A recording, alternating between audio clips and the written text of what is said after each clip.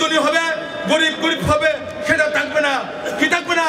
আমরা সমন্বয়ের মাধ্যমে সকলেই সমন্বয়ের মাধ্যমে টাকা থাকবে সবার কাছে, সবাই অর্থ সম্পদ সবার কাছে থাকবে, দ্রব্যমূল্য নিয়ন্ত্রণ থাকবে। এদেশের মানুষ, খেটে খাওয়া মানুষের ভাগ্য পরিবর্তন করবে। কি করবে? আপনাদের ভাগ্য পরিবর্তন করবে।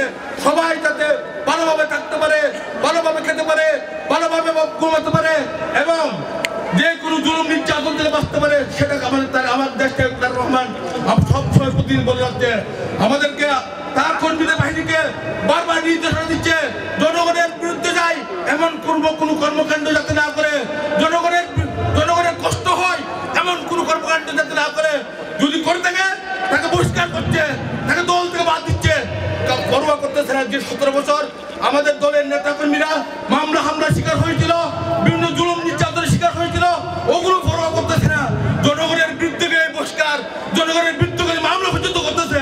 বিএনপির কর্মীদের বিরুদ্ধে মামলা পর্যন্ত করার নির্দেশ দিয়েছে দেশ থেকে তারেক রহমান।